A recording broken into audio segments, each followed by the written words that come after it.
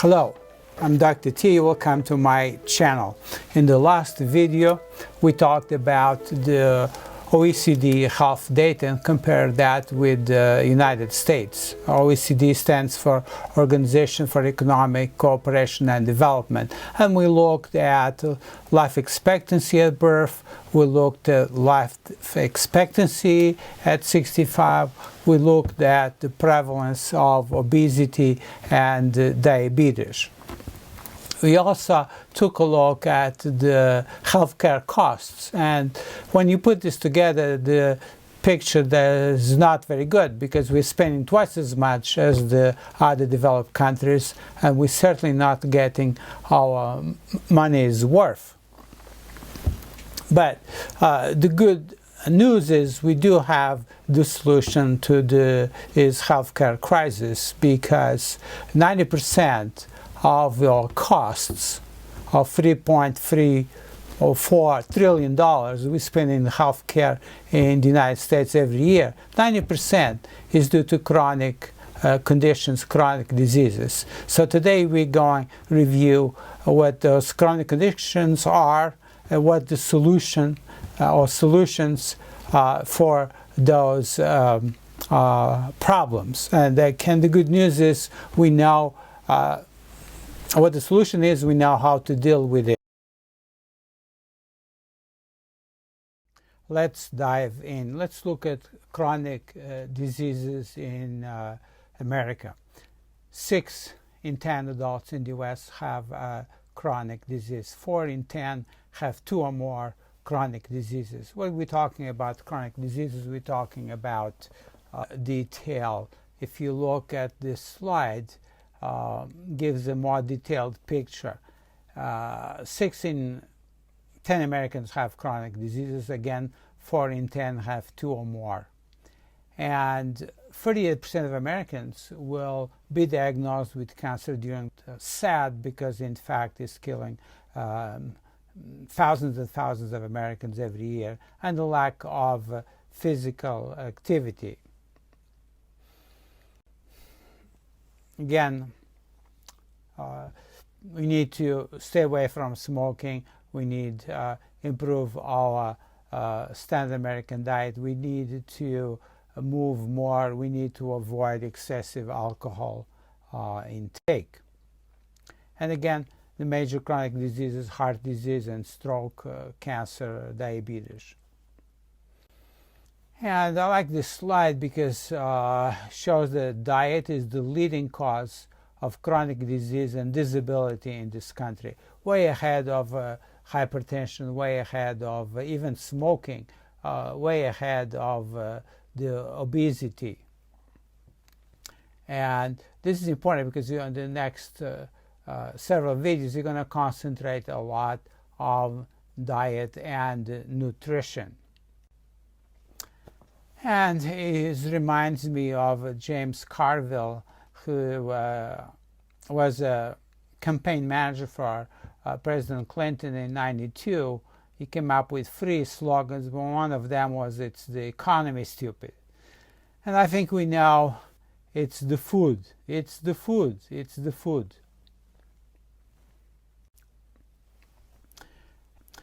And the lifestyle medicine and its practitioners are necessary in primary care. It has to be addressed in primary care, because if you look at causes of death in the US per 100,000 people, again, heart disease is #1, cancer and chronic lung disease was #2, and then strokes and so on.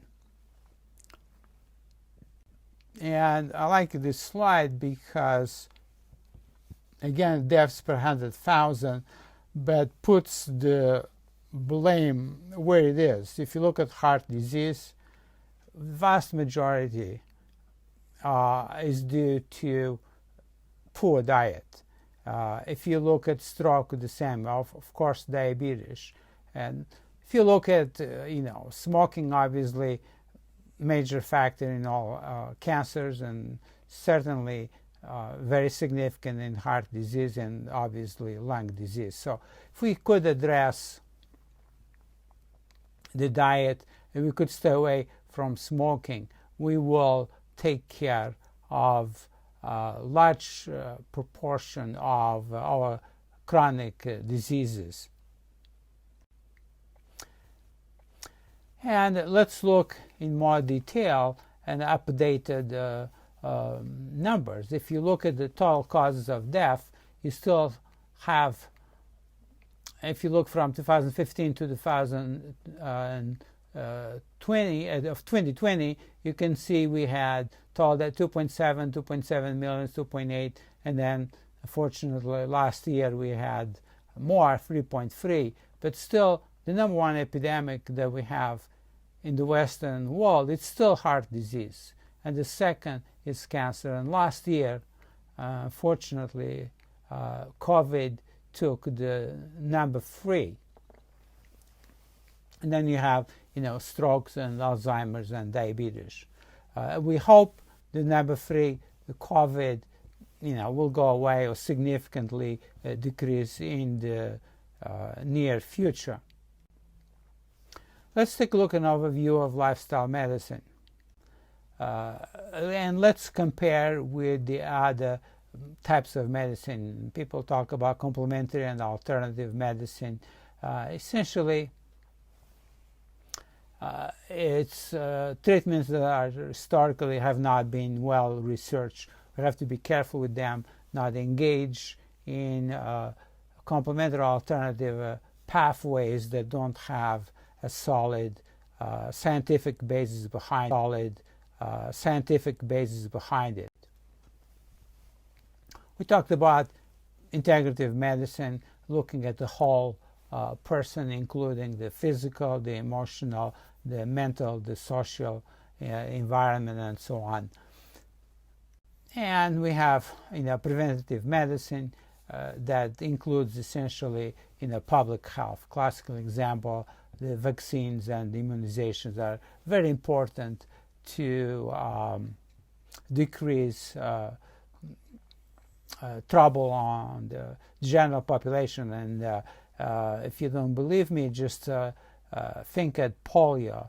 I've seen very few people, but I did see some patients with the consequences of polio on my career, and some with paralysis and paraplegic. It's not a good picture, and thank goodness we got rid of it, actually, I believe, at a worldwide basis. So nobody is getting paralyzed with polio these days, thanks to the vaccine. So what is lifestyle medicine? Lifestyle medicine is different from all these modalities because it is based in 5 pillars. And again, it's a whole foods, plant-based diet. It's we have to exercise more, sleep better, manage stress, more social connections, and again, stay away from tobacco and alcohol. And again, in nutrition, it's a whole food plant-based diet, minimizing animal products. In exercises, we recommend 30 minutes, 5 days a week of moderate to strenuous exercise. Sleep, everybody needs between 7 and 9 hours of restorative sleep at night. You need to manage stress. We have to increase those social connections that have been a challenge during the COVID pandemic, and we want to stay away from tobacco and excessive alcohol. And let's compare lifestyle medicine with conventional medicine, and in fact they are quite different. The highest level of care in conventional medicine is, medications, drugs, procedures, interventions, operations, surgeries, and so on. In lifestyle medicine, it's in fact the pillars of a lifestyle. Who's responsible for the outcomes? In conventional medicine, in fact, is the providers are responsible for the outcomes, and as opposed to lifestyle medicine when the patient actually is responsible for the outcomes. And the treating root of causes, lifestyle medicine looks at treating the root of causes, and as opposed to conventional medicine where we address primary and secondary prevention. We really wait until somebody is sick and then we're going to do something about it. On lifestyle medicine, it's very important the patient is an active participant as opposed to conventional medicine, the patient is passive. But they are not mutually exclusive. They are not mutually exclusive, and some people make a mistake. They're embracing just lifestyle medicine but ignoring the conventional medicine. If you, in fact, you're having a heart attack, or you think you're having a heart attack, or you're having a stroke, that's not the time to bring in the spinach. It's the time to get to the emergency room as fast as possible, call an ambulance and get them there so they could open up the artery in the heart and minimize the damage. But is it worth all this trouble? Because, again, lifestyle medicine, you are in control, but you're responsible for the outcomes, and implies you have to engage in the appropriate behaviors. Is it worth or not? Well, Dr. Frank Hu at Harvard School of Public Health published in Circulation 2018 this paper where they looked at the nurses' health studies 1 and 2 and professionals' follow-up study, where they estimated that if you are at age 50 and you do these 5 things, you would prolong your life expectancy by 14 years in men and 12.2 in women. Quite dramatic. And what were they talking about? They were talking about a healthy diet, bring your BMI to normal, the body mass index less than 25, no smoking, no excessive alcohol intake, and exercising 30 minutes 5 days a week. What did they meant by healthy eating? Essentially they created the healthy eating index, and was number one was 5 servings of vegetables a day, 4 fruits, 1 serving of nuts, other vegetable proteins, 15 grams of diet fiber, cereal fiber a day, and minimizing red meat, and they'll define red meat everything except fish and poultry. And if you did all of this, you would get a perfect score of 10 each of these items, but they only require for you to be on the top 40 percentile of this eating index. So let's stop here and let's look at the quiz from last video. We asked what country spends more in healthcare in percentage of GDP, France, Germany, Spain, Canada, US, and we've talked multiple times, we're spending not just more, we're spending twice as much as the other developed countries.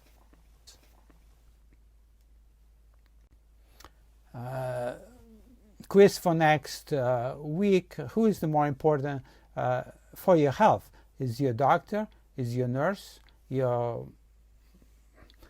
cardiologist? Your kidney specialist? Is your parents, or is you? We'll answer that on the next video. And remember, your health is too important to be delegated to others. You need to take control. If you like this video, please subscribe to my channel, and I'll see you next Friday, 5 p.m. Mountain Time. Bye.